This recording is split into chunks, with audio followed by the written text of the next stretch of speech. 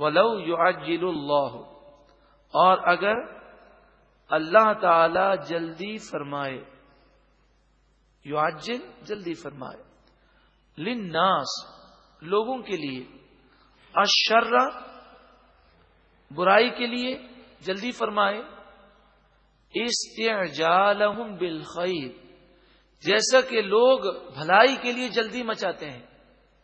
انسان دعا مانگتا ہے تو یہی کہتا ہے کہ میں نے دعا مانگی، 3 دن ہو گئے میری دعا قبول نہیں ہوئی، میرے 5 دن ہو گئے میری دعا قبول نہیں ہوئی۔ تو جس طرح دعا قبول کروانے میں جلدی ہوتی ہے، اگر اسی طرح ان کی بددعائیں بھی قبول ہونے لگیں، لَقُضِيَ إِلَيْهِمْ أَجَلُهُمْ، تو ان کی طرف ان کی اجل کا فیصلہ کر دیا جائے اور وہ تباہ و برباد ہو جائیں، ان کی موت آ جائے۔ یہاں پر مفسرین بڑی پیاری بات فرماتے ہیں کہ دعا جب مانگی جائے، اچھی دعا، وہ دعا قبول ہوتی ہے، حدیث پاک میں فرمایا، جب تک کہ وہ جلدی نہ مچائے۔ صحابہ کرام علیہم رضوان کے ذہنوں میں سوال پیدا ہوا کہ جلدی مچانے سے کیا مراد ہے؟ تو نبی اکرم صلی اللہ علیہ وآلہ وسلم نے اس کا جواب یہ دیا کہ جب وہ یہ کہتا ہے کہ اتنے دن ہو گئے میری دعا قبول نہیں ہوئی، تو پھر اس کی دعا قبول نہیں کی جاتی۔ حضرت موسیٰ علیہ الصلوۃ والسلام نے دعا کی تو آپ کی دعا قبول ہو گئی، مگر اس کے اثرات 40 سال کے بعد ظاہر ہوئے۔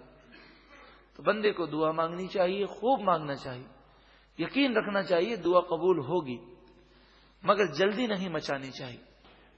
فَنَظَرُ الَّذِينَ لَا يَرْجُونَ لِقَاءَنَا فِي طُغْيَانِهِمْ يَعْمَهُونَ، بس ان لوگوں کو کہ جو ہم سے ملاقات کی امید نہیں رکھتے، ہم ان لوگوں کو ان کی سرکشی میں چھوڑ دیتے ہیں تاکہ وہ بھٹکتے رہیں، انہیں ڈھیل دی جاتی ہے اور اس ڈھیل میں وہ توبہ کرنے کے بجائے مزید گناہ کرتے ہیں۔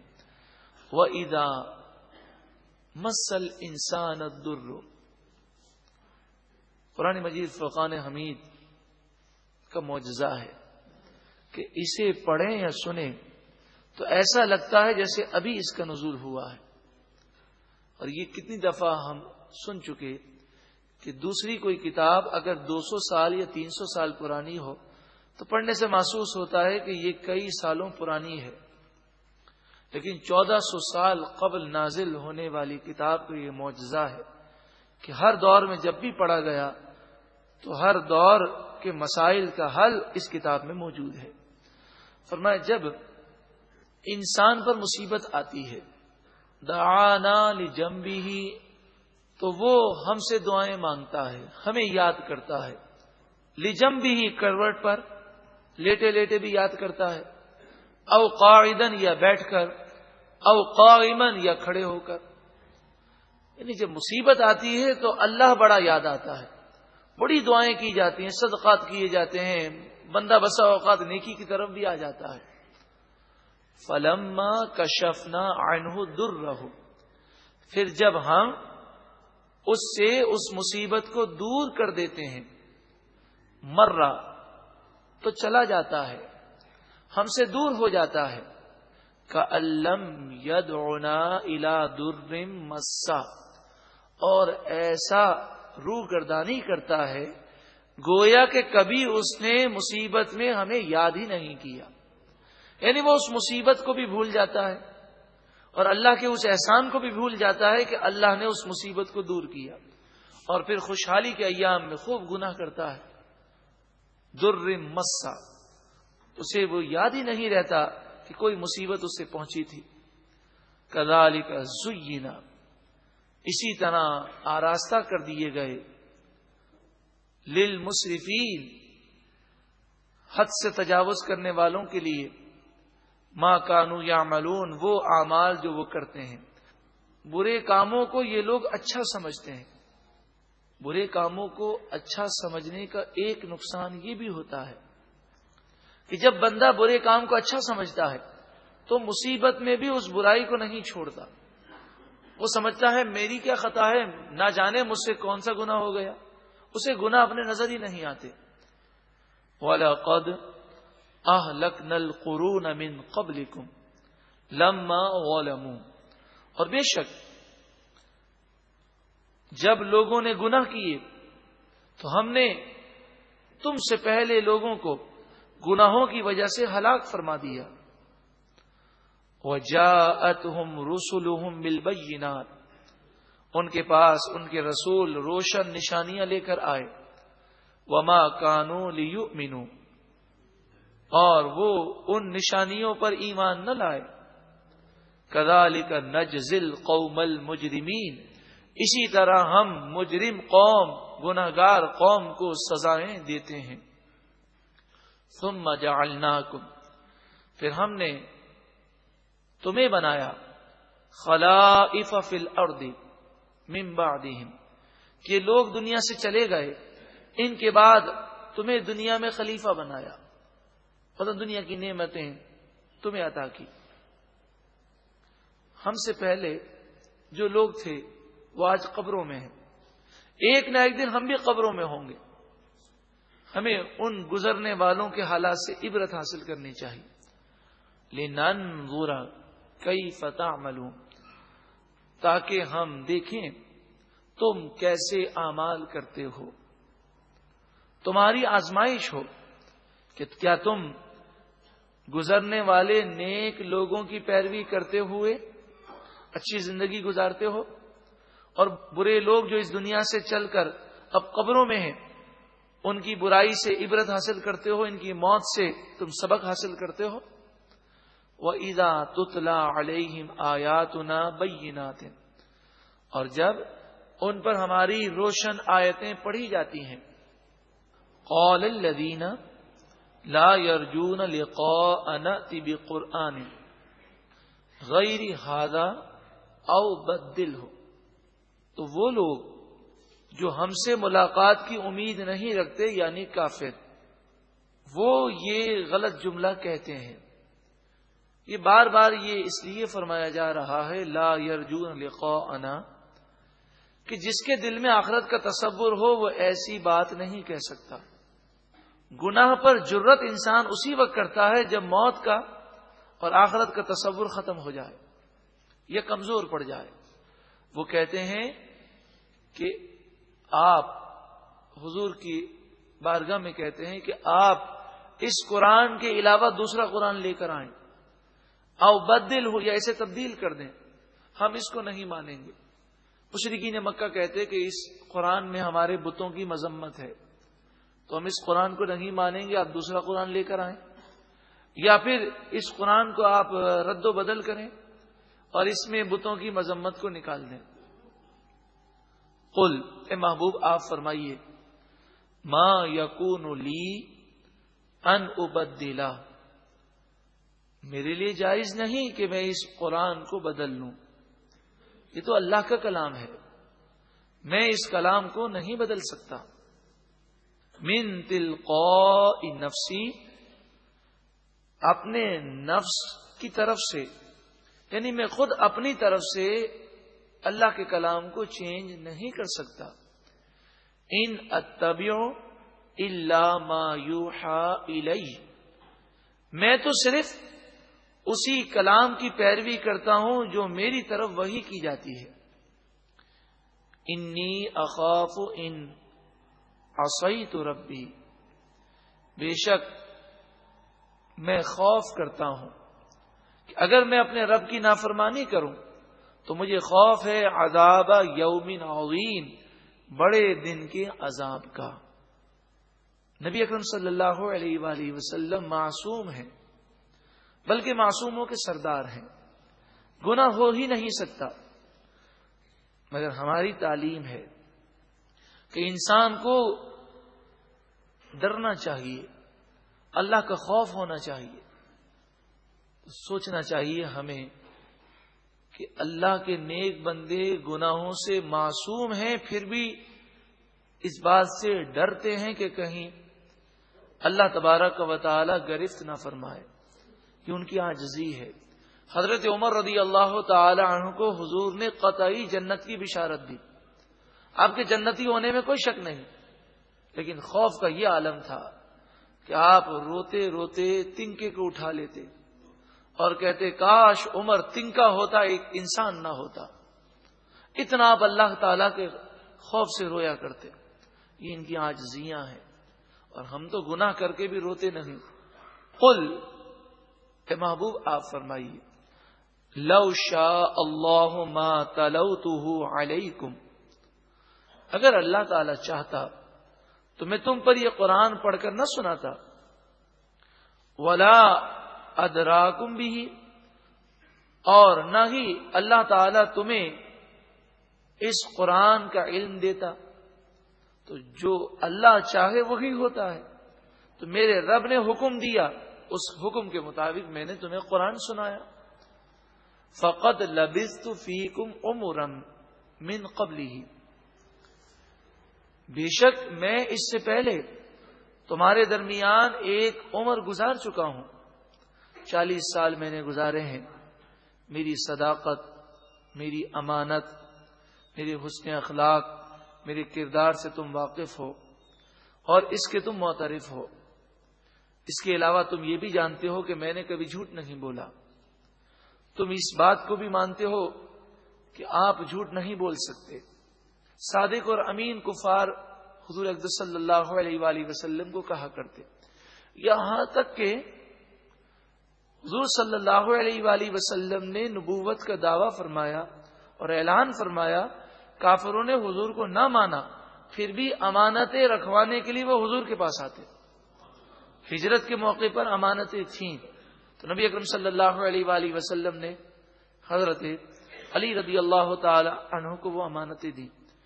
تو اتنا سب کچھ جاننے کے باوجود تم یہ سمجھتے ہو کہ میں جھوٹ بول رہا ہوں، یہ میرا اپنا بنایا ہوا کلام ہے کہ تم کہتے ہو اس کلام کو چینج کر دو.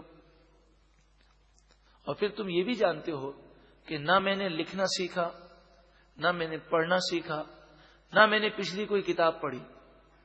تو یہ جو علم کے خزانے میری زبان پر جاری ہو رہے ہیں یہ اللہ کی طرف سے ہیں. افلا تعقلون، کیا تم سمجھ نہیں رکھتے؟ فمن اظلم ممن افترى علی اللہ کذبا، بس اس سے بڑھ کر ظالم کون جو اللہ پر جھوٹ باندھے. سب سے بڑا وہ ظالم ہے کہ جو اللہ کے کلام کو یہ کہے کہ یہ بشر کا کلام ہے، یا وہ اللہ کے رسول کا انکار کر دے، یا اللہ کے بارے میں یہ کہے کہ اللہ نے ہمیں حکم دیا کہ ہم بتوں کی پوجا کریں. او کذب بآیاتی، یا اللہ کی آیتوں کو جھٹلائے. سب سے بڑا وہ ظالم ہے. انہ لا یفلح المجرمون، بے شک مجرم کامیاب نہیں ہوں گے. وَيَعْبُدُونَ مِن دُونِ اللَّهِ، یہ لوگ ان بتوں کی پوجا کرتے ہیں ما لا یضرہم، جو بے جان پتھر ہیں، انہیں نقصان نہیں پہنچا سکتے. ولا ینفعہم، اور نہ ہی انہیں نفع دے سکتے ہیں.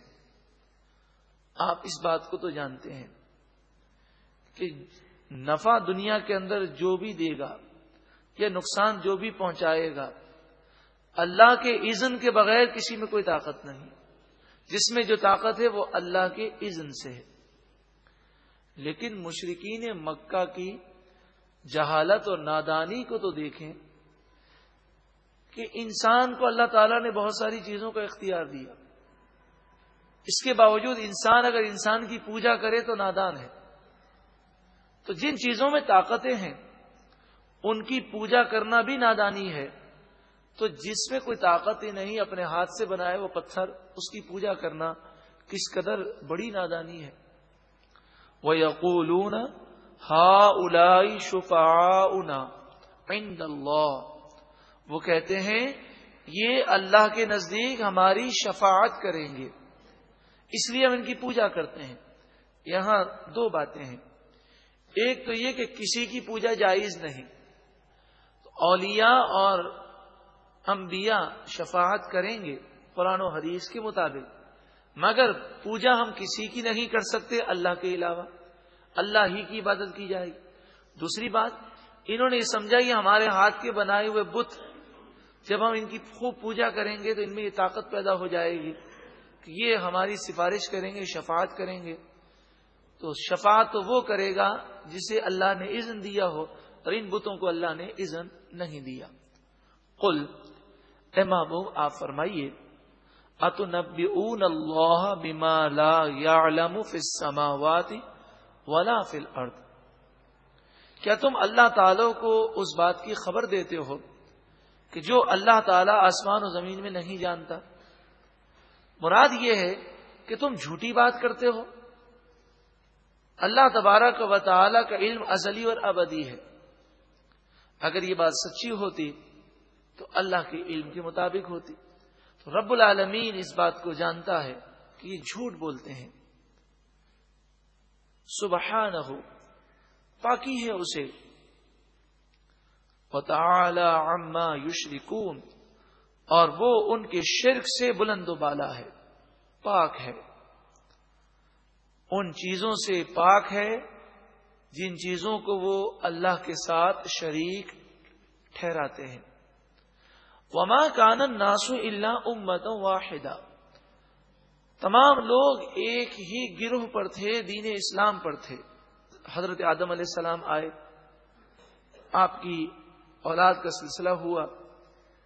جب قابیل نے حضرت حابیل کو شہید کیا، اس وقت تک سب ایک ہی دین پر تھے۔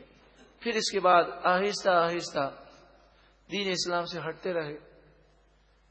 پھر حضرت نوح علیہ السلام کے دور میں طوفان آیا۔ طوفان نوح کے بعد صرف مومنین بچے، اور پھر حضرت نوح علیہ السلام کے 3 صاحبزادے جو مومن تھے، ان سے اولاد کا سلسلہ ہوا۔ ان کی اولاد سب مومن تھے، دین اسلام پر تھے۔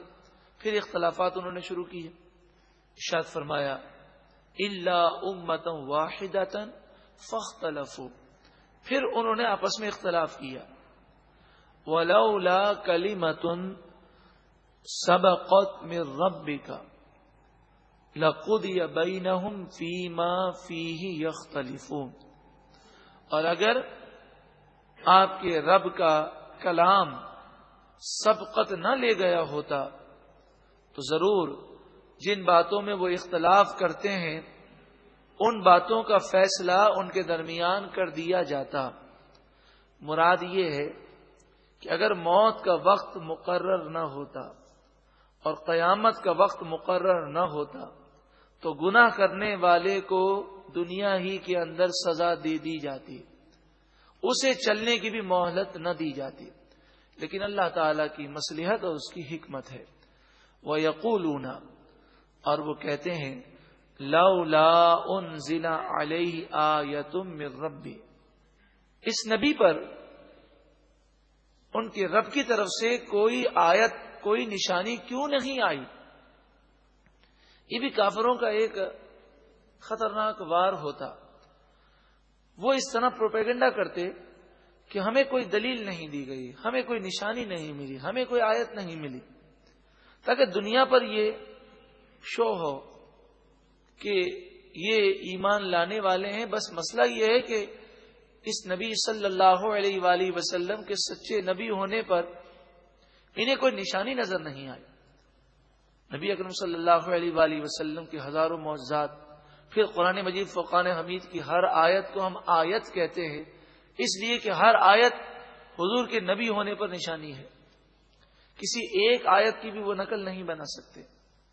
ارشاد فرمایا فقل، اے محبوب آپ فرمائیے، انما الغیب للہ، غیب کے خزانوں کا حقیقی مالک صرف اللہ ہے۔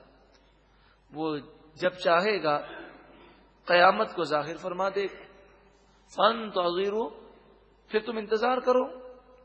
انی معکم من المنتظرین، بے شک میں بھی تمہارے ساتھ انتظار کرنے والا ہوں۔ تو اس وقت کا انتظار کرو جب ایسی نشانی تمہیں ملے گی کہ تمہیں فرشتے گھسیٹ کر جہنم میں لے جائیں گے، پھر تمہیں عقل آئے گی اور تم سمجھو گے کہ یہ دین حق اور سچا دین ہے۔ وَلَوْ يُعَجِّلُ اللَّهُ، اور اگر اللہ تعالی جلدی فرمائے، یعجل جلدی فرمائے، للناس لوگوں کے لیے